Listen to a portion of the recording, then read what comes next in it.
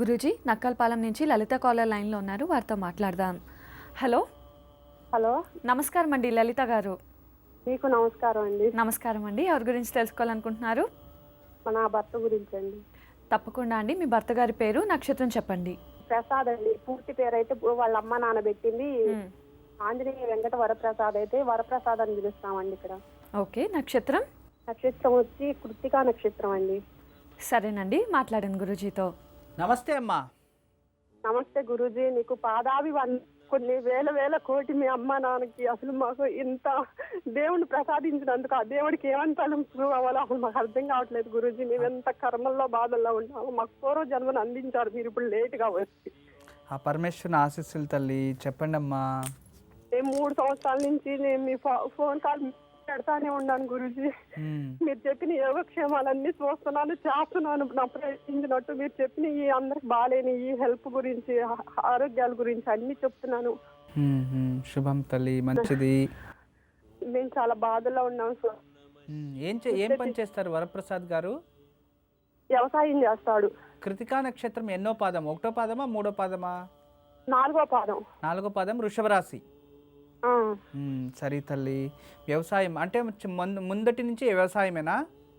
ఆయన ఇంటర్ చదివాడండి. వాళ్ళు ఫస్ట్ బాగున్న వాళ్ళు అయితే వాళ్ళ నాన్న బ్యాడ్ హ్యాబిట్స్ నుంచి ఆయన పొలం ఇంకా చదువు మానేసి వ్యవసాయంలోకి వచ్చేసాడు.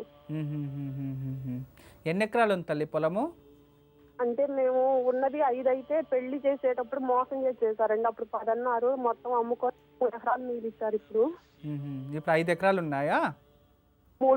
3 ఎకరాలు ఉన్నాయి. ఓకే. మేము వేరే తీసుకొని కౌలుకి అట్లా చేసేవాళ్ళం అండి. ఇంకో 10 ఎకరాలు వచ్చినట్టే వస్తుంది పంట. మాకు డబ్బులు అయితే మిగలవండి. పిల్లల చదువు, ఇప్పుడు పిల్లలకి వచ్చేతలకి బీటెక్ అయిపోయింది. వాళ్ళ చదువులకి తినడానికి కూడా జరగట్లేదు. పరిస్థితి చాలా ఇబ్బంది అండి. ఏం కర్మలు ఏమన్నా వచ్చి ఉంటాయని నాకు డౌటేనండి. ఎందుకంటే చిన్న పొలంలో అన్ని పాములు చంపేవాడు ఎక్కువ ఈయన. హలో, అర్థమైంది తల్లి, అర్థమైంది, నాకు అర్థమైంది.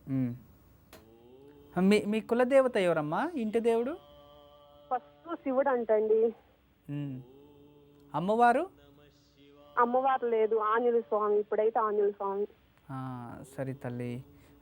మీ భర్త చేతిలో ప్రతి మంగళవారం నాగదేవతలకి ఒక 16 వారాలు పాలాభిషేకం చేయించండి.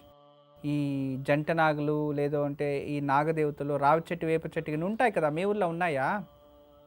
దగ్గరలో ఉందండి మా ఊళ్ళో. ఇది చాలా చిన్న పల్లెటూరు. అయితే పావులూరు ఆంజనేయ స్వామి అని దగ్గరలోనే ఉన్నాడు, ఒక 3 కిలోమీటర్లలో. అక్కడ ప్రతి మంగళవారం వారానికి ఒకసారి మీ భర్త చేతిలో ఉదయాన్నే వెళ్ళి